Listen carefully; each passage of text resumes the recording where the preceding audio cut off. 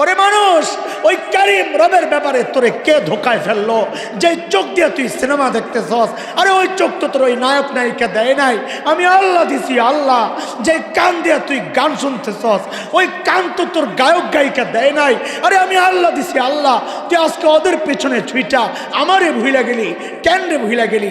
আল্লাহ যেন বলছেন, আরে দোস্ত শোনেন না, শোনেন না, মা বাবা সামনে থাকলে আমরা গুনাহ করতে চাই না, সন্তান সামনে থাকলে গুনাহ করতে চাই না, মানুষের সামনে গুনাহ করতে চাই না।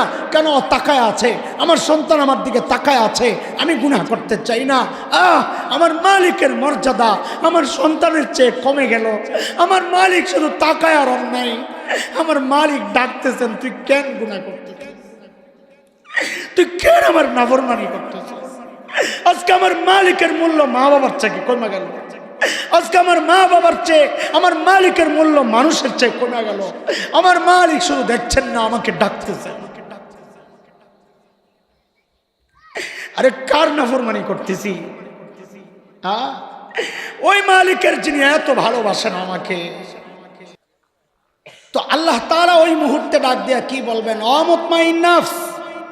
খুব মনোযোগ লাগবে কথাগুলো বুঝার জন্য। দেখেন ভাই, বক্তা বলতে আপনাদের মাথায় একটা সেটআপ আছে, আমরা জানি যে তার কাছ থেকে এখন আমি এই ডেলিভারি এই আঙ্গিকে পাবো। যদি ওই রকম চিন্তায় বয়া থাকেন তো মাফ চাই, আমারে মাফ করে দেন, আমার এই যোগ্যতা নেই। আমি মাদ্রাসায় পড়াই, ক্লাস করি, যেভাবে বয়ান ওইভাবেই করি, একটু একটু করে বুঝাইয়া আগে। আজকেও আপনাদেরকে একটা পড়া মুখস্থ করাবো ইনশাআল্লাহ। না বয়ান বাড়িতে নিবেন না, সব দিয়ে যাবেন আমাদেরকে? না না, নেওয়া লাগবে। নিবেন তো ইনশাআল্লাহ? হ্যাঁ, একটা পড়া আজকে মুখস্থ করতে। চিন্তা করেন জীবনে কত ওয়াজ শুনছেন, প্রত্যেক দিন যদি একটা করে পড়া মুখস্থ করতেন, আজকে আপনিও তো ওয়াজ করতে পারতেন। আজকে একটা পড়া মুখস্থ করবো ইনশাআল্লাহ।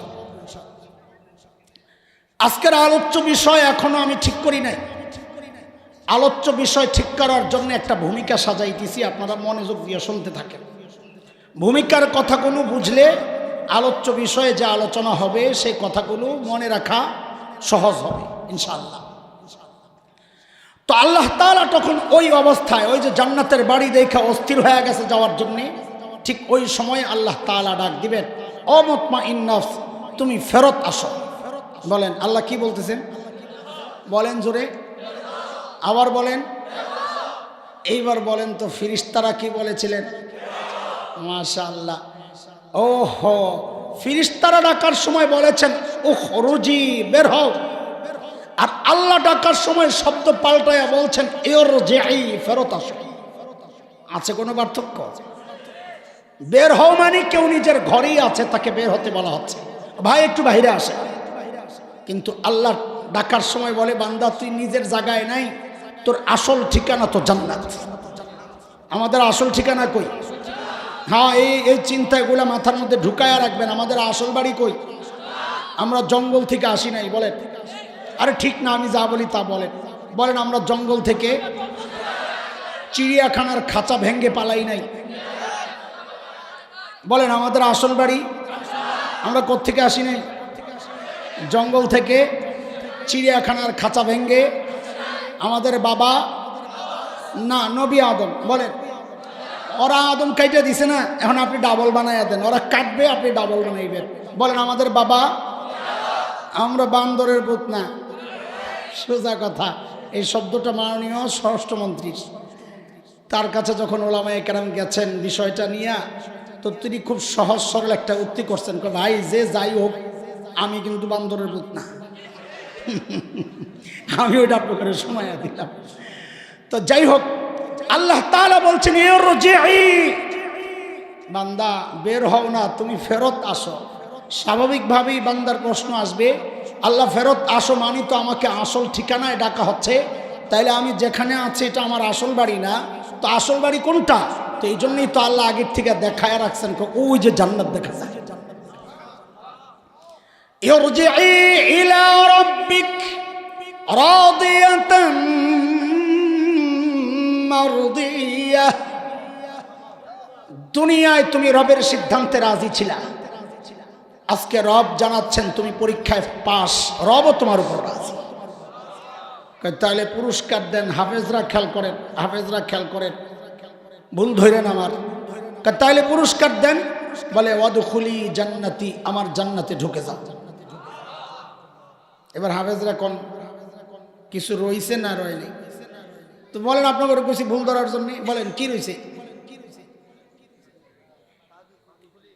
ফাদখুলি ফি ইবাদি, আপনাকে সতর্ক করলাম ভুল ধরার জন্য, এরপরে আমার জিজ্ঞেস করা লাগে ফাদখুলি ফি ইবাদি। খুব মজার কথা, আল্লাহ বলছেন আমার জান্নাতে ঢুকো। এটা বলার আগে আল্লাহ বলছেন আমার স্পেশাল বান্দাদের দলভুক্ত হও। কারে জান্নাত দিবেন? আমারে ডাইরেক্ট ঢুকাইয়া দিবেন, আবার স্পেশাল বান্দার দলভুক্ত হওয়ার দরকার কি? প্রশ্ন জাগে, প্রশ্ন জাগে। আহা, জান্নাতি বান্দার জন্য আল্লাহর কি মায়া! আল্লাহ চান না একটা মুহূর্তের জন্য বান্দাকে একটু ভয় দেখায়া বিব্রত করতে। বলে এখানে ভয়ের কি আছে? তো একটু বুঝে। একদম নতুন জামাই আজকে প্রথম যাচ্ছে শ্বশুর বাড়ি, অথবা নতুন বউ আজকে প্রথম যাচ্ছে শ্বশুর বাড়ি। ওই জামাই আর বউকে আদর করে না করে না? সবাই তো বলে না, মনে হয় যেন অনেকে মাইটের খাইছেন। তো বলেন আদর করে না করে না? কেমন, কম না বেশি? বুঝে শুনে একটা জবাব দেন। সবচেয়ে বেশি আদর করে কে?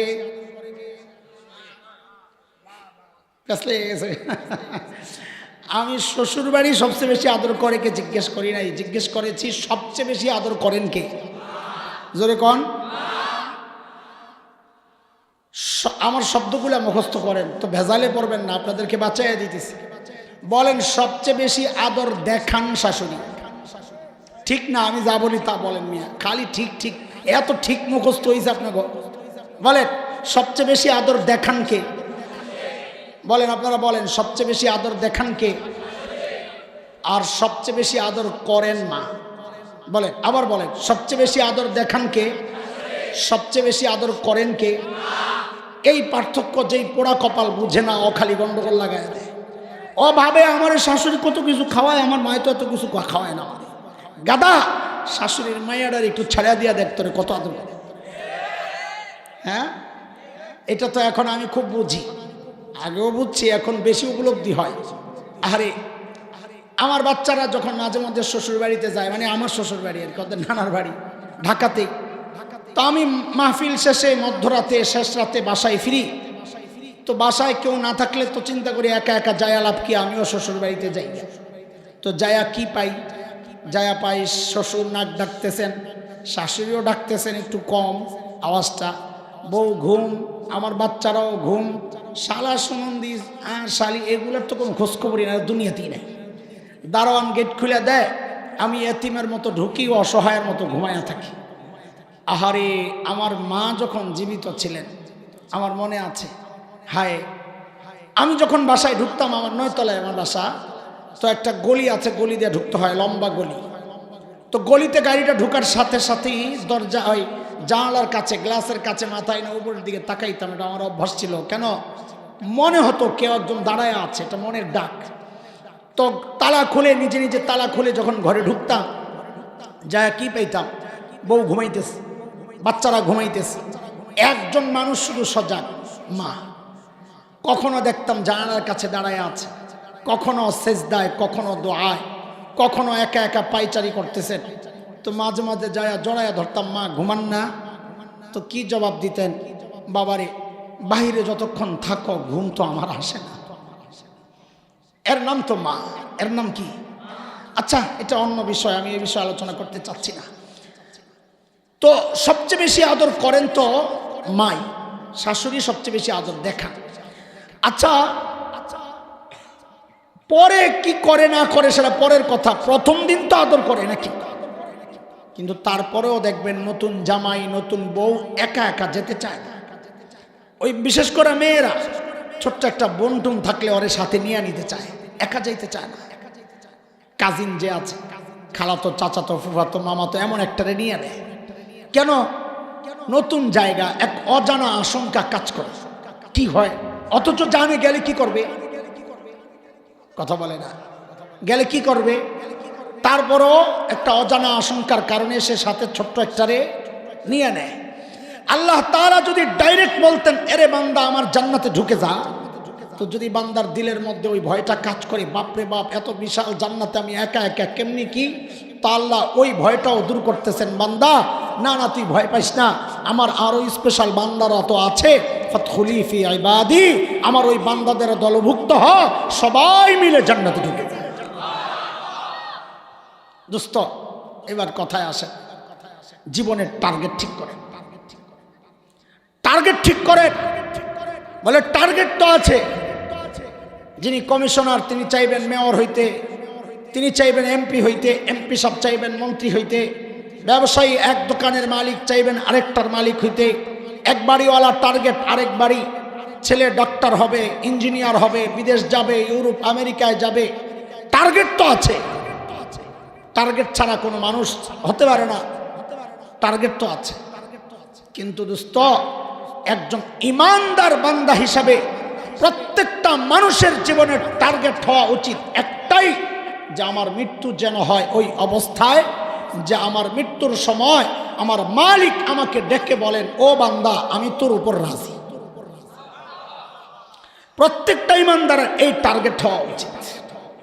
চান কি চান না এই মৃত্যু? বলে চান এই মৃত্যু? চান মৃত্যুর সময় আল্লাহ ডেকে বলবেন আমি রাজি, এই মৃত্যু চান আপনারা? আমি চাইলেই হবে না আল্লাহও চাওয়া লাগবে? এক বান্দা রাস্তার পাশে খুব খুশি লাফাইতেছে, খুশি আর খুশি। আমাদের হুজুর ধরছে না, এদিকে পাগলা, এত খুশি কেন?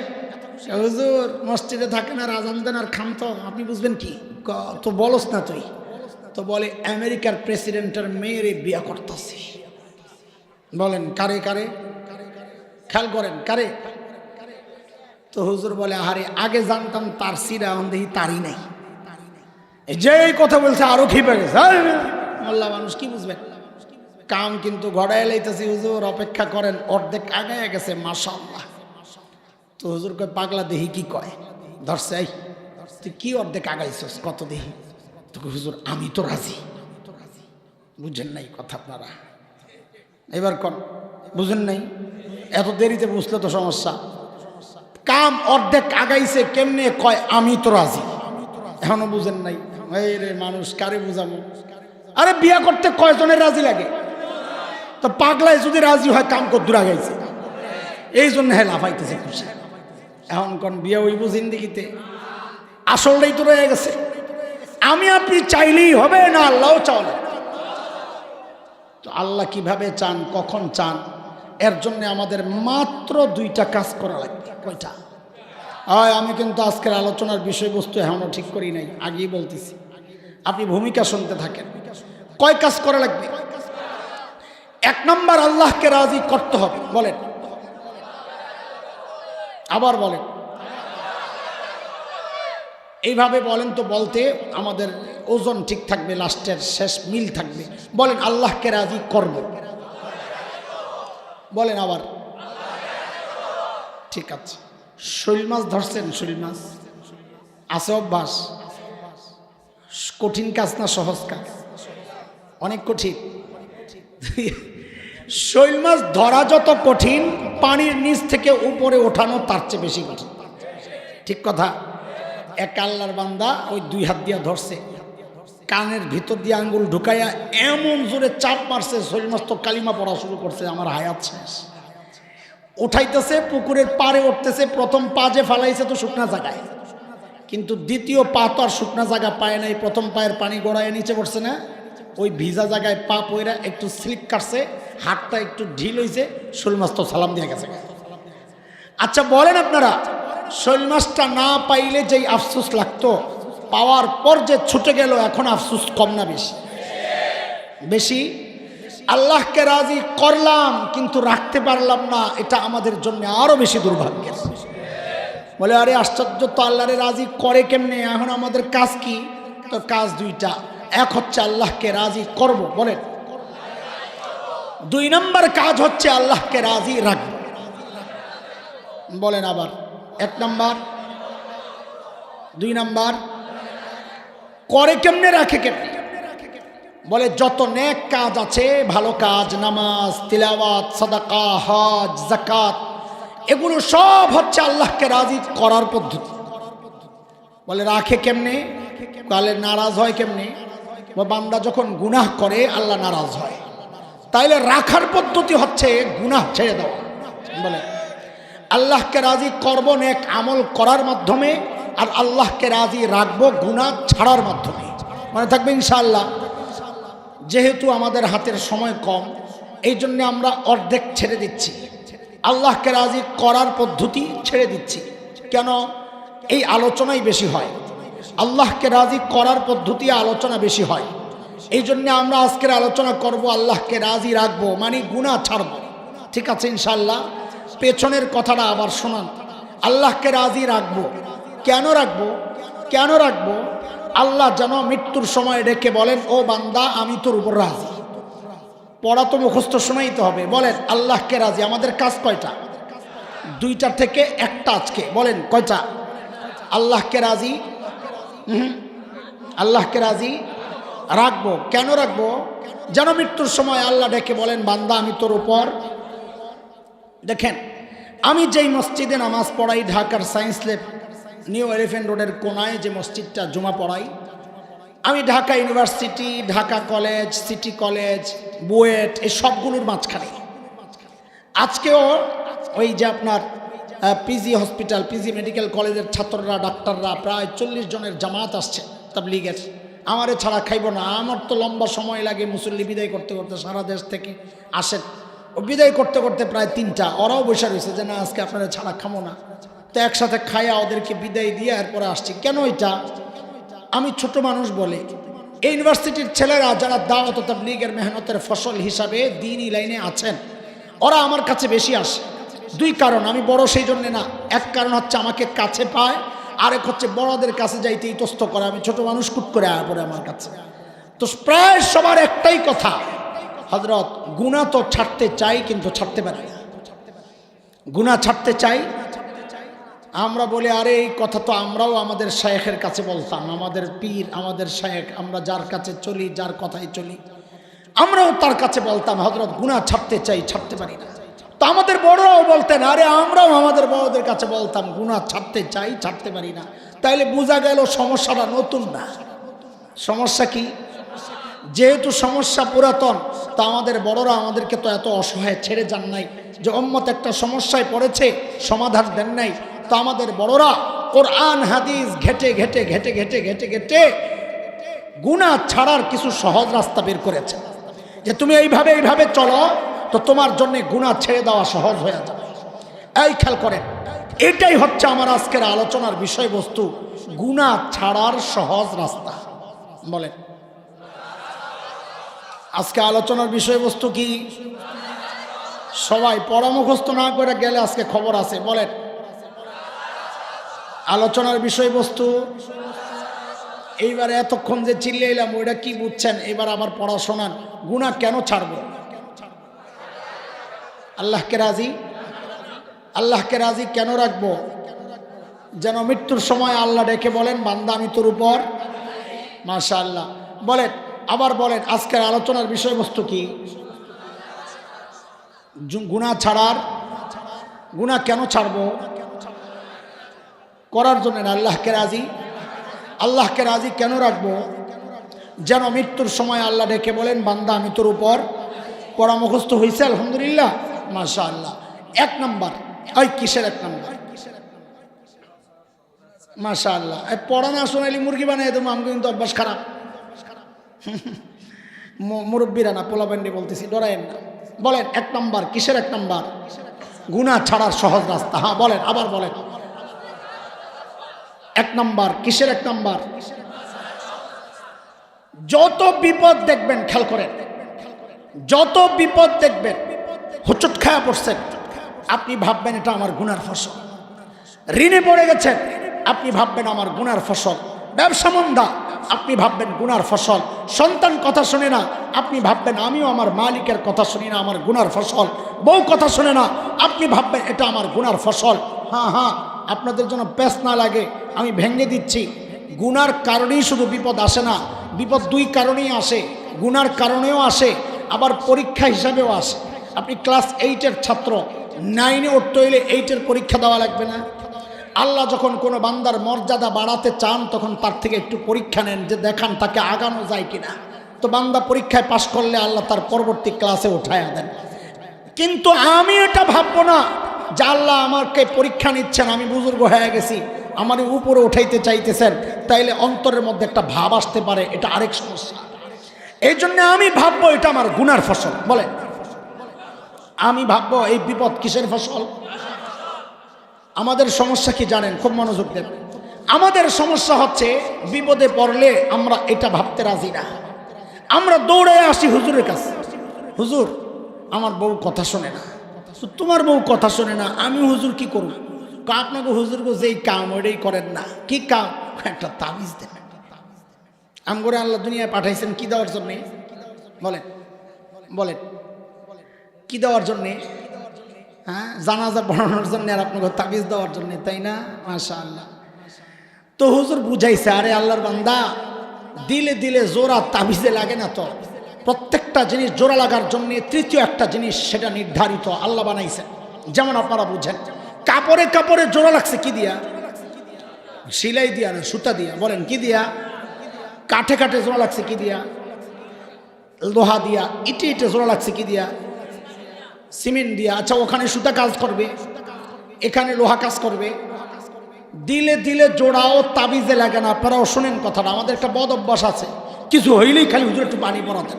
আমার কাছে, আমি তো নিউ মার্কেট এলাকায়, ব্যবসায়ীরা থাকে, আমি এই কাস্টমার বেশি পাই।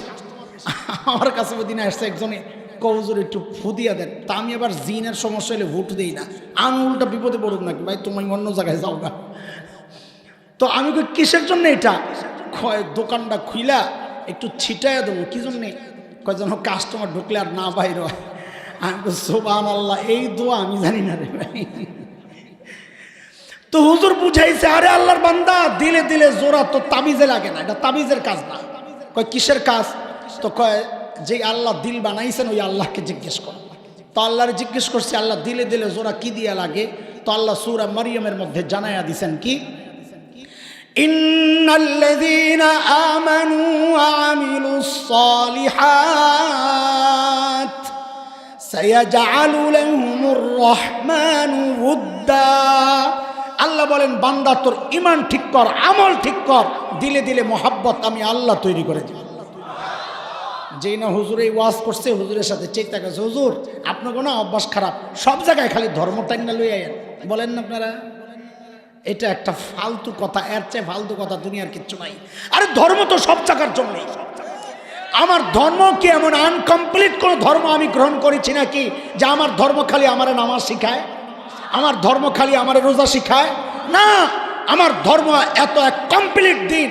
আমার ধর্ম আমাকে সংসদ চালাইতেও শিখায়, আমার ধর্ম সচিবালয় কেমনে চালায় শিখায়, ব্যবসা কেমনে করতে হয় আমার ধর্ম শিখায়, বিয়ে শাদী কেমনে করতে হয়, আন্তর্জাতিক সম্পর্ক কেমনে ঠিক রাখতে হয় আমার ধর্ম শিখায়, এমনকি টয়লেট কিভাবে ইউজ করতে হয় আমার ধর্ম আমাকে ওইটাও শিখায়। তোমার না গন্ডগোল, তুমি সব জায়গায় ধর্ম টাইনেন না। ধর্ম তো এটা সব জায়গার জন্য। তোমার সমস্যা, তুমি হুজুর সব জায়গায় রাজনীতি করেন না কেন? মাহফিলের মধ্যে কিছু হইলে আস্তে করে একটা স্লিপ পাঠাইয়া দেবো, রাজনীতির আলাপ নিষেধ। দেখেন, আমার এক হচ্ছে, আমার জিন্দগিতে আমি রাজনীতি করার ইচ্ছা নাই, করিও না। তা আমি তো রাজনীতির আলাপ করি না, খামাকে এই স্লিপটির কী জন্যে আসে?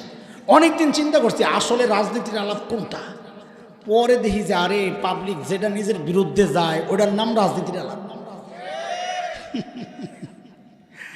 তা আমি আমার মসজিদেও জিজ্ঞেস করছি, সেখানে তো সব বড়রা থাকেন, যে রাজনীতির আলাপ যে কোন আপনারা মেম্বর থেকে করা নিষেধ কেন? কারণ দুইটা, হয় রাজনীতি পচা জিনিস, এই জন্য মেম্বর থেকে করা নিষেধ, ঠিক না? তো পচা জিনিস হইলে আপনিও সেরাতেন, ওই ওয়াজ করতেছি। আর যদি ভালো জিনিস হয় তা আপনিও করেন, আমিও করি। আরে বুঝেন নাই আপনারা? যদিও আমি বলি না, এমনি বললাম আর কি। তো অন্য টমিশনার থাকলে এই কথাগুলো বলতাম না। মামুন ভাই আছে দিকে কয়া লাইলাম আর কি, সাহস করে। বুঝতেছেন কথা? বুঝতেছেন আপনারা? হ্যাঁ, আয় মালিক খেপে গেছে, হুজুর দিবেন না ভালো কথা, ওয়াজ করেন না। তো হুজুর লাগে মহাব্বত আসতো, হুজুর ধরছে, এই শোনে চিত্তা যে জানগা করবেন কি যাই। কয় বউ যে কারণে রাগ করছে ওইটা মিটাইয়া দেবো। কি কারণে রাগ করছে? হিন্দি সিরিয়ালে শাড়ি একটা দেখছিল, চাইছে দেই না দেখেই তো এক সপ্তাহ ধরে তরকারি মজা হয় না। লাগে শাশুড়ির একটা দেবো 2 বছরের জন্য রাগ ব্লক। ও দোস্ত, আমি আপনি টাকা দিয়ে যে দিল জয় করতে চাইবো এটা আল্লাহ জানতেন কিনা? কথা কয় না। আরে আল্লাহ জানতেন না? জানেন না তো আল্লাহ তাআলা সূরা আনফালের মধ্যে আল্লাহ তাআলা জানায়া দিছেন, বান্দা শোন শোন শোন, সারা দুনিয়া খরচ করলেও দিলে দিলে জোড়া তুই লাগাইতে পারবি না, কারণ এটা টাকার কাজ না, এটা আমি আল্লাহর কাজ। কার কথা এটা? আল্লাহ বলছেন, ওয়াআল্লাফা বাইনা কুলুবিহিম লাউ আনফাকতা মা ফিল আরদি জামিআ মা আল্লাফতা বাইনা কুলুবিহিম ولكن الله ألف بينهم إنه عزيز حكيم। দিলে দিলে জোড়া লাগান কে? চিল্লা এখন কে? ও দোস্ত, এটা হচ্ছে গুনাহ ছাড়ার 1 নম্বর সহজ রাস্তা। যে কোনো বিপদে পড়লে ভাববো এটা আমার কিসের ফসল? বলেন কিসের ফসল? 2 নাম্বার, ওই কিসের 2 নাম্বার? হ্যাঁ বলতে হবে, বলেন 2 নাম্বার কিসের? 2 নাম্বার গুনাহ কেন ছাড়বো? আল্লাহকে রাজি কেন রাখবো? মৃত্যুর সময় আল্লাহ ডেকে বলেন, বান্দা আমি তোর উপর পড়া মুখস্থ হইতেছে। হ্যাঁ ইনশাআল্লাহ, মাশাআল্লাহ। এই যে বসে আছেন, গুনাহ করতেছেন? করেন নাই? করেন না, মাশাআল্লাহ। ছাড়ছেন যে কষ্ট লাগতেছে? আরে তাইলে তো এখানেও কিছু একটা আছে যে গুনাহ আমরা ছাড়লাম কষ্ট লাগে না, আর একটা কারণ বের করা লাগবে, এখানে কিছু একটা আছে। কি সেই কারণ? আমাদের বড়রা ওইটাও বের করে দিয়েছেন। কি সেটা? বলে নেককাররা যখন একসাথে থাকে তখনও গুনাহ ছেড়ে দেওয়া সহজ হয়।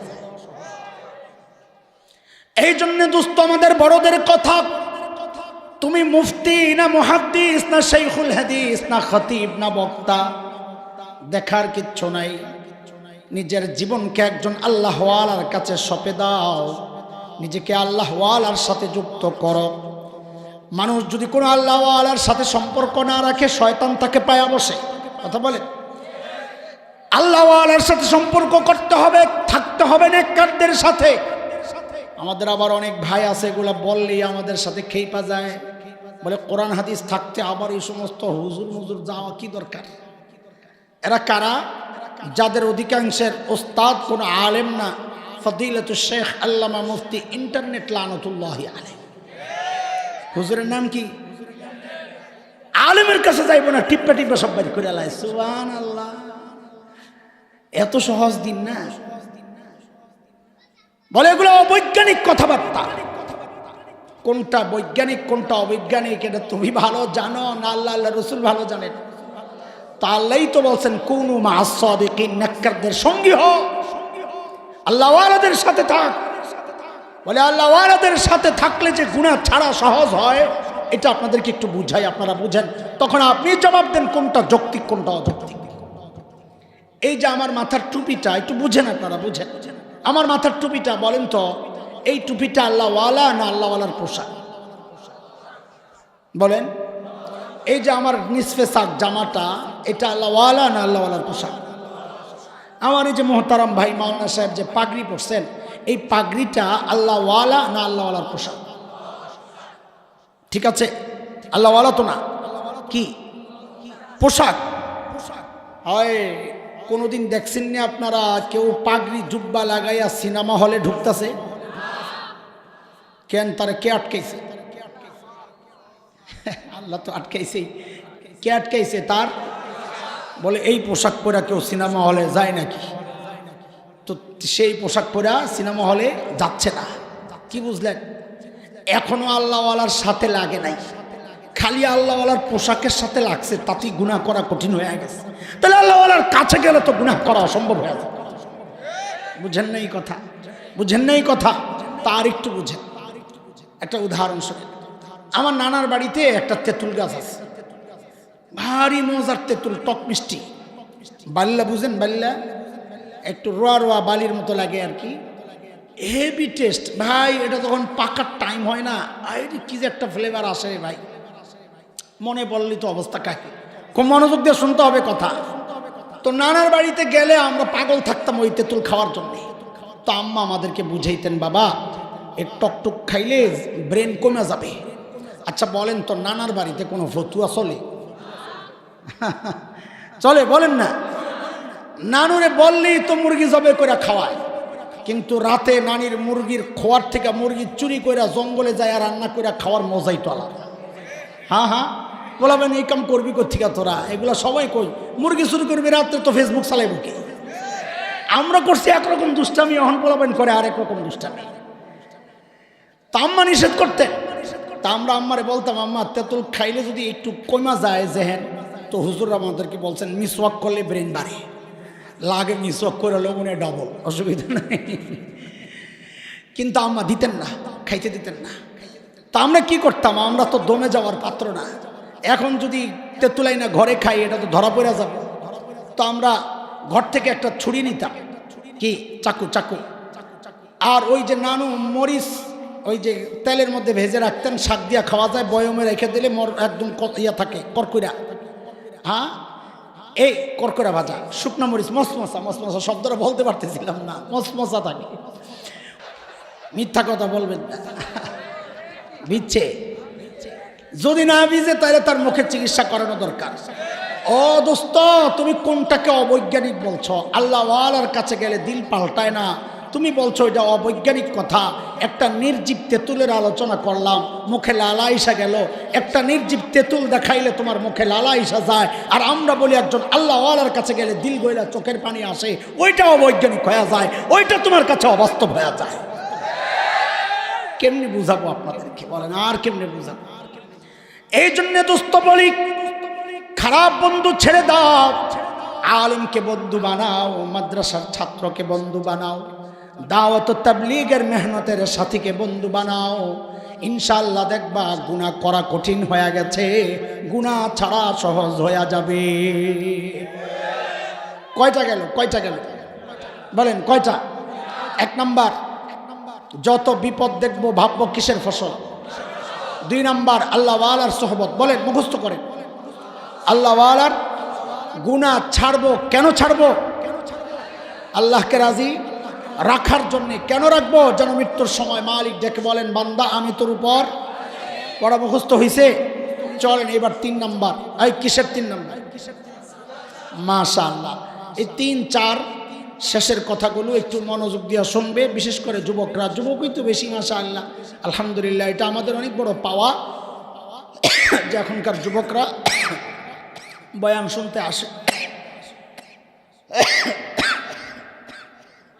আচ্ছা আচ্ছা,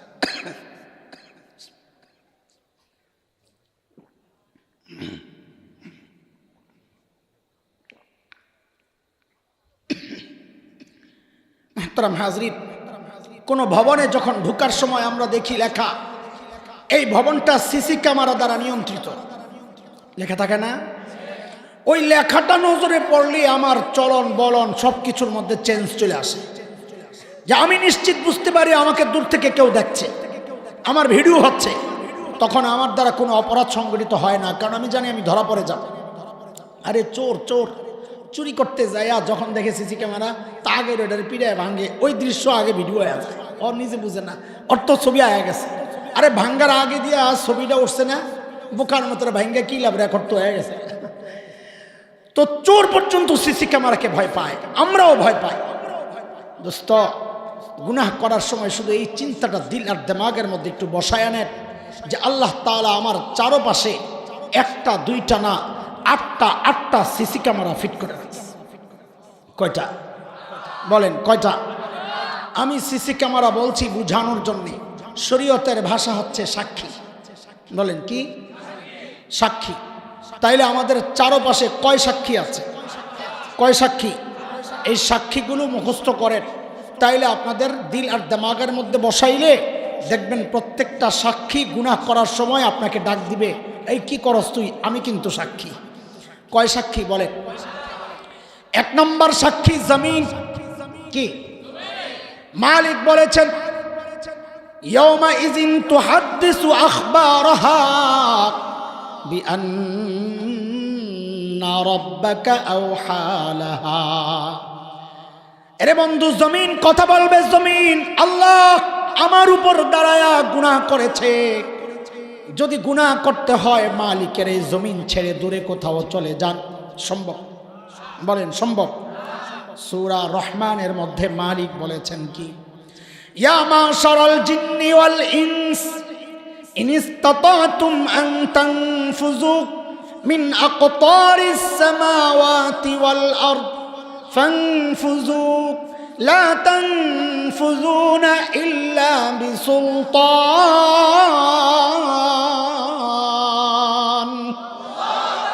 বান্দা যদি সক্ষম হস আমার আসমান আর জমিনের পরিধি থেকে বের হয়ে যা, যা বের হয়ে যা। পারবি না আমি না চাইলে, কার কথা? কাজী গুনাহ করার সময় ভাবেন এই যেই জায়গায় দাঁড়ায়া গুনাহ করছি ওই জায়গায় তো আমার বিরুদ্ধে আল্লাহর আদালতে সাক্ষী দিবে। বলেন সাক্ষী কয়টা? কয়টা গেল? এক নাম্বার বলেন, বলেন আবার বলেন। দুই নাম্বার, কোরআনের সিরিয়াল আগে হাত, পা পরে। আমি আপনাদেরকে মনে রাখানোর জন্য সিরিয়াল নিচের থেকে ওঠাচ্ছি, জমিনের সাথে লাগা কি? পা। তো দুই নাম্বার সাক্ষী পা, তিন নাম্বার সাক্ষী হাত। সূরা ইয়াসিনের মধ্যে আসছে, আল্লাহ বলছেন আল ইয়াউমা নাখতিমু আলা আফওয়াহিহিম ওয়া তুকাল্লিমুনা আইদিহিম ওয়া তাশহাদু আরজুলুহুম বিমা কানু ইয়াকসিবুন।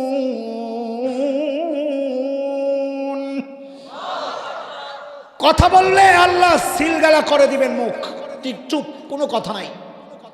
তখন পা কথা বলা শুরু করবে, আল্লাহ আমি সাক্ষী এই পা দিয়া হেঁটে হেঁটে যায় আমি গুনাহ করছি। হাত কথা বলা শুরু করবে, আল্লাহ আমি সাক্ষী এই হাত আমি গুনাহ করছি। কয় সাক্ষী কেন? বলেন এক নাম্বার, দুই, তিন, আবার এক নাম্বার জমিন, দুই, পা, তিন, চার নাম্বার সাক্ষী কান। কান হাতের সাথে কাছে কোনটা? এরপরে চোখ। চোখ বলেন চার নাম্বার, পাঁচ নাম্বার, ছয় চামড়া। ছয় কি? কোরআন আল কারীমের সূরা হামিম আস-সিজদার মধ্যে এই তিন সাক্ষীর কথা আসছে। আল্লাহ বলছেন হাত্তা ইযা মা জাউহা শাহিদা আলাইহিম সামউহুম ওয়া আবসারুহুম ওয়া জুলুদুহুম বিমা কানু ইয়া'মালুন। কান সাক্ষী দিবে, কান। চোখ সাক্ষী দিবে, চামড়া সাক্ষী দিবে। যুবক হেডফোন লাগায়া লাগায়া গান শোনো, তাই না? আল্লাহ যেন সেই আমাকে আর তোমাকেই বলছে, রে বান্দা ভাবছ দুনিয়ার কেউ শুনে না, তুমি একাই শুনছ। আরে কারো শোনার দরকার নাই। যে কান দিয়া তুমি গুনাহ করতেছো ওই কানই তো আমার কাছে সাক্ষী। অন্ধকার ঘরের মধ্যে একা একা চুপচাপ নোংরা ছবি দেখছো মোবাইলে, ভাবছো দুনিয়ার কেউ জানে না, কেউ দেখে না। আরে বান্দা কারো দেখার দরকার নাই। যে চোখ দিয়ে তুমি গুনাহ করছ ওই চোখই তো আমার আদালতে তোমার বিরুদ্ধে সাক্ষী। যাবা কই? চামড়া কথা বলবে, চামড়া বলে আরে চামড়া আবার কেমনে কথা বলে? তো মানুষও চামড়াকে মুক্তবন্ধ হয়তো ইশারায় জিজ্ঞেস করবে তুই আমার বিরুদ্ধে সাক্ষী দিবি কি? ওয়াকালু লিজুলুদিহিম লিমা শাহিদতুম আলাইনা ক্বালু আনতাকানা আল্লাহুল্লাযী আনতাকা কুল্লা শাই। আমি করব কি? যে আল্লাহ চোখকে কথা বলার ক্ষমতা দিয়েছেন, কানকে কথা বলার ক্ষমতা দিয়েছেন, হাত পাওকে কথা বলার ক্ষমতা দিয়েছেন, সব কিছুকে কথা বলার ক্ষমতা দিয়েছেন, ওই আল্লাহ আমাকেও কথা বলার ক্ষমতা দিয়া তোমার বিরুদ্ধে সাক্ষী দেওয়ার হুকুম করেছেন। আমি করব কি? কয় সাক্ষী গেল? কয়টা? ছয়টা। বলেন এক নাম্বার, দুই, তিন, চার, পাঁচ, ছয়, সাত নাম্বার ওয়া ইন্না আলাইকুম লাহাফিযিন কিরামান কাতিবিন ইয়ালামুনা মা তাফআলুন।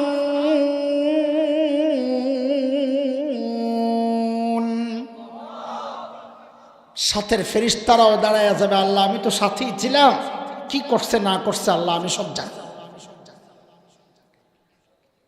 আপনাকে একটা ভুল সংশোধন করাইয়া দিই, এটা ব্যাপকভাবে ভুলটা এই সমাজে প্রচলিত আছে ভুলটা। একটু বলেন তো কিরামান কোন কান্দে থাকে? বলেন, দেখছেন আপনারা চুপ করে রয়েছেন। ওই যে ভুল সংশোধন করবো বলছি তো, এখন আর কেউ ভুল বলতে রাজি না, চুপচাপ বয়ে রয়েছে। কিন্তু আরেকজনে কোক কাতিবিন কোন কান্দে?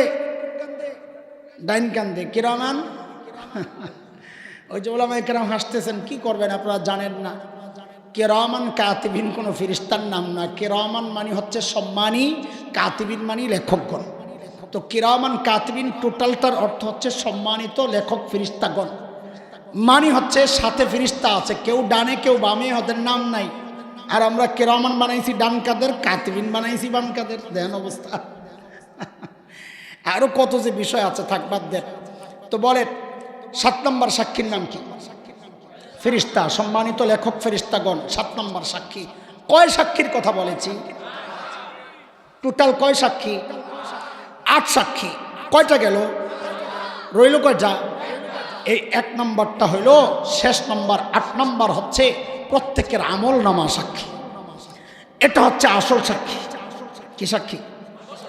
দেখেন, এই যে আসল সাক্ষী বললাম, এটা আমার পক্ষ থেকে বলা, এটা আমার অনুমান, এটা কোরআনের কথা না, হাদিসের কথা না। তো আপনি কেন বললেন? আমি সবগুলো সাক্ষী পড়েছি, পড়াচ্ছি। আমার একটা উপলব্ধি আমি খেয়াল করেছি, সবগুলো সাক্ষী বলার সময় আল্লাহর বলার ঢং ছিল একরকম। যেই না আমল নামার ব্যাপার আসছে, আমি লক্ষ্য করলাম যে আল্লাহ তাআলার বলার ঢংটা কেমন জানি পাল্টায় গেছে, একটু কঠিন কঠিন হয়ে গেছে। তো বুঝছি, আহারে এটাই তো আসল সাক্ষী। আপনারাও দেখেন, এতক্ষণ 7 সাক্ষীর কথা বলেছি না, আপনারাও দেখেন বলার ঢং ছিল একরকম। আর এখন 8ম সাক্ষী যেটা আমল নামা, এটার কথা আসার পর আল্লাহর বলার ঢং দেখেন। সূরা কাহাফের মধ্যে যেটা আসছে ওইটাই শোনাই আপনাদেরকে। আমার নবী আলাইহিস সালাতু ওয়াস সালাম বলেন সাল্লাল্লাহু, আমার নবীকে ডেকে আল্লাহ বলছেন কি? ওয়াউদিআল কিতাব ফাতারাল মুজরিমিনা মুশফিকিনা মিম্মা ফীহি।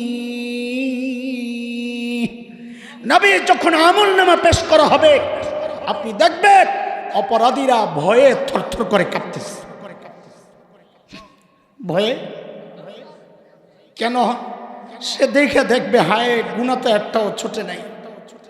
তখন চিৎকার করবে করবে আর কাঁদবে আর বলবে কি জানেন? মালি হাযাল কিতাব, মালি হাযাল কিতাব লা ইউগাদিরু সাগীরাতাও ওয়ালা কাবীরা ইল্লা আহসাহা। এটা কেমন আমল নামা? আমার একটা ছোট গুনাহ দেখি ছুটলো না, একটা বড় গুনাহ ছুটলো না, এখন আমার উপায় কি হবে? আওয়াজ আসবে, উপায় যখন ছিল কিচ্ছু করো নাই, এখন আর উপায় নাই। হাত পাতো আমল নামা লও। কোন হাত? বলে বাম হাত দাও। বলে এমনি না, কেমনে? বলে পেছন দিয়া নিয়া কলিজা ছিদ্র করে হাত পাতো। তো যেই না কলিজা ছিদ্র করে হাত পাতবে, আমল নামা যখন বাম হাতে পড়বে, সূরা হাক্কার মধ্যে লম্বা আলোচনা আসছে, বিশদ আলোচনা। আমল নামা বাম হাতে পায়াই দিবে এক চিৎকার। কি বলবে? আল্লাহ বলছেন ওয়া আম্মা মান উতিয়া কিতাবাহু বিশিমালিহি ফায়াকুলু ইয়া লাইতানি লাম উতা কিতাবিয়া ওয়া লাম আদরি মা হিসাবিয়া ইয়া লাইতাহা কানাতিল কাদিয়া মা আগনা আন্নি মালিয়া হালাকা আন্নি সুলতানিয়া। বাম হাতে আমল নামা পায়াই দিবে চিৎকার। কি বলবে? ইয়া লাইতানি লাম উতা কিতাবিয়া, এই আমল নামা যদি আমারে না দেওয়া হইতো, ওলাম আদ্রি মা হিসাবিয়া, আমি তো জানি না এখন আমার হিসাব কি হবে। আরে বন্ধু, হিসাবের টেনশন তো আমার আর আপনার নাই। যারা হিসাবের টেনশন করত কারা? আরে জান্নাতের সুসংবাদ পাওয়া সাহাবায়ে কেরাম। জান্নাতের সুসংবাদ পাওয়া মানে জান্নাতে হিসাব তো হওয়ার কথা না, বিনা হিসাবেই তো জান্নাত পাবে। আম্মা জান আয়েশা নবী রাদিয়াল্লাহু আনহা নবী আলাইহিস সালামের সবচাইতে প্রিয় মানুষ। নবী জিজ্ঞেস করেছেন, নবীকে জিজ্ঞেস করা হয়েছে, ইয়া রাসূলুল্লাহ, আপনার কাছে সবচেয়ে প্রিয় মানুষ কে? তো নবী বলেছেন আয়েশা। বলে এটা তো মেয়েদের ক্যাটাগরিতে গেল, ছেলেদের মধ্যে সবচেয়ে প্রিয় কে? তো বলেন আবুহা, তার বাবা আবু বকর। নবীর সবচাইতে প্রিয় দুইজন মানুষ, বাপ বেটি। নবী আলাইহিস সালাম দুইজনের ব্যাপারই জান্নাতের সুসংবাদ দিছেন, অথচ আদালতে হিসাবের জন্য দাঁড়াইতে হবে এই ভয়ে দুইজনই কি করতেন?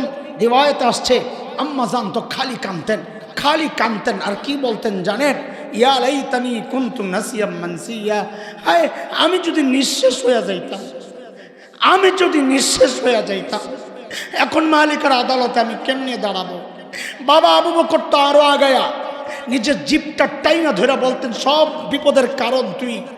গাছের পাতার দিকে তাকায় আবু বকর কাঁদতেন আর বলতেন, ইয়া লাইতানি কুনতু ওয়ারাকা মিনাস সাজারা তোদাত অতুকাল, হ্যাঁ মানুষ না হইয়া যদি গাছের পাতা হইতাম তো জীবজন্তু আমার চাবায়া খায়া ফেলতো, আমার আর হিসাব দেওয়া লাগতো না।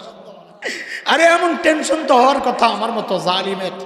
আমি তো বটেই, অধিকাংশের চেহারার দিকে তাকাইলে মনে হয় না মানুষটার আখিরাতের কোনো চিন্তা আছে। কেন রে ভাই, কোন পুঁজির ভরসায় এমন নিশ্চিন্ত জীবন যাপন করছি?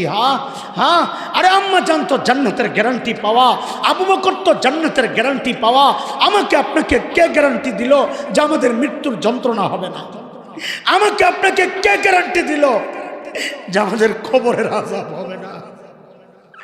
কোন ভরসায় এমন নিশ্চিন্ত জীবন যাপন করছি? সেদিন চিৎকার করে কাঁদবে আর বলবে, ইয়া লাইতানি লাম উতা কিতাবিয়া, যদি আজকে আমলনামা আমারে না দেওয়া হইতো, ওয়ালাম আদরি মা হিসাবিয়া, আমি জানি না আমার হিসাব কি হবে। ইয়া লাইতাহা কানাতিল কাদিয়া, মৃত্যু পর্যন্তই যদি সব শেষ হয়ে যেত।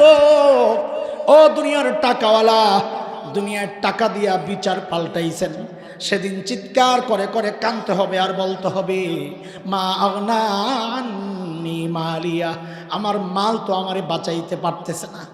আজকে ক্ষমতার দাপটে বিচার পাল্টার, সেদিন চিৎকার করে কাঁদতে হবে আর বলতে হবে, হালাকা আন্নি সুলতানিয়া, আমার ক্ষমতাও তো শেষ, এখন আমারে কে বাঁচাবে? আওয়াজ আসবে, আওয়াজ কেউ আর বাঁচানোর নাই। আল্লাহ আযাবের ফেরেশতাদেরকে হুকুম করবেন, খুযুহু ফাগুল্লু সুম্মাল জাহিমা সাল্লু, ধর এগুলারে বেড়ি পড়া, টেনে হেসে নিয়ে জাহান্নামে ফেলা।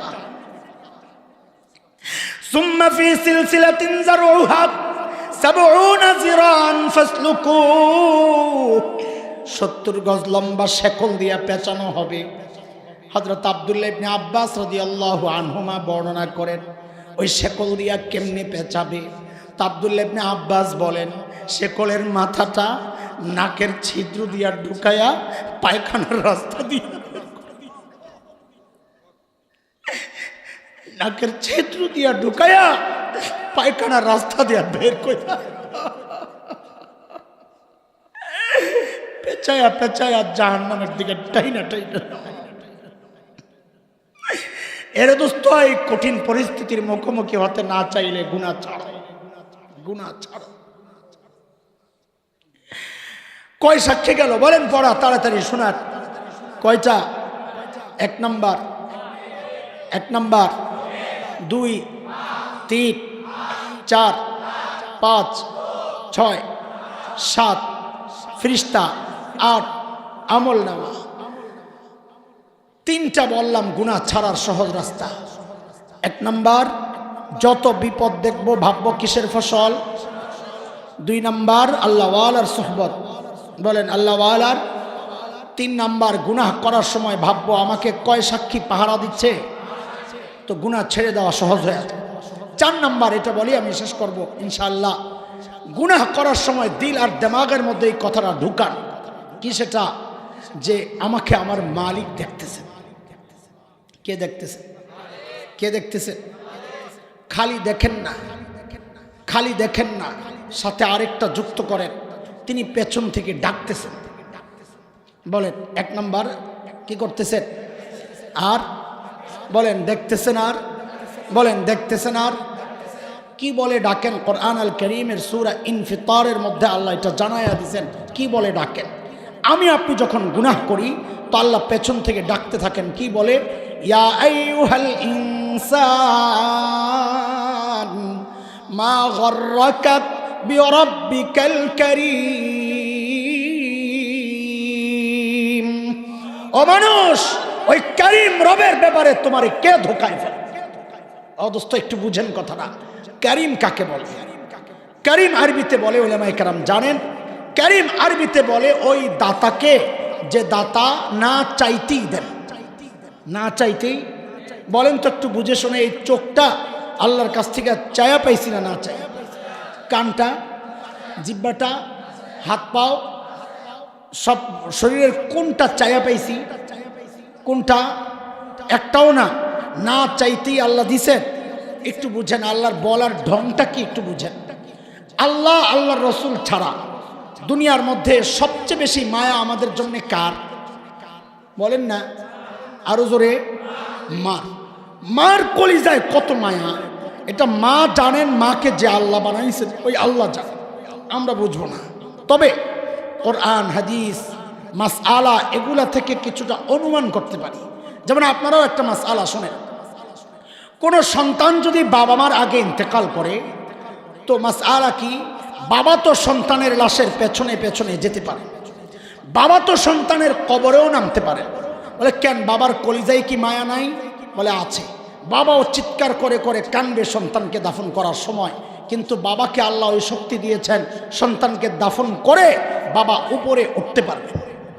কিন্তু কোনো মায়ের জন্যে সন্তানের লাশের পেছনে যাওয়া চলবে না, কোনো মায়ের জন্যে সন্তানের কবরে নামা চলবে না। কেন চলবে না? কারণ দুনিয়ায় এমন কোনো মা নাই তো যে সন্তানকে দাফন করার জন্যে কবরে নামবে, সন্তানকে দাফন করে সুস্থ অবস্থায় উপরে উঠবেন, এমন কোনো মা নাই। নিজেও লাশ হইয়া সন্তানের সাথে শুয়ে পড়বেন। আচ্ছা একটু বুঝে শুনে বলেন তো, মার কলিজায় যে এত মায়া কেন? মা আমার চোখ বানাইছেন, কান বানাইছেন, হাত পাও। বলেন জোরে, কি বানাইছেন? কি মা কি বানাইছেন? আমার কি বানাইছেন? কিচ্ছু না, কিচ্ছু না। অল্প কয়েকদিন ভাড়াটিয়ার মতো পেটে ধারণ করেছেন, লালন করেছেন, তাতেই মার কলিজায় এত মায়া। আয় হায় হায়, তাইলে যে আল্লাহ আমার চোখ বানাইছেন ওই আল্লাহর কত মায়া। যে মালিক আমার কান বানাইছেন ওই মালিকের কত মায়া। যে মালিক আমার হাত পাও বানাইছেন ওই মালিকের কত মায়া। যে মালিক এত এত নিয়ামত দিয়া বাঁচায় রাখছেন ওই মালিকের কত মায়া। ওই মায়ার ডাক দিয়ে মালিক বলতেছেন, ইয়া আইয়ুহাল ইনসান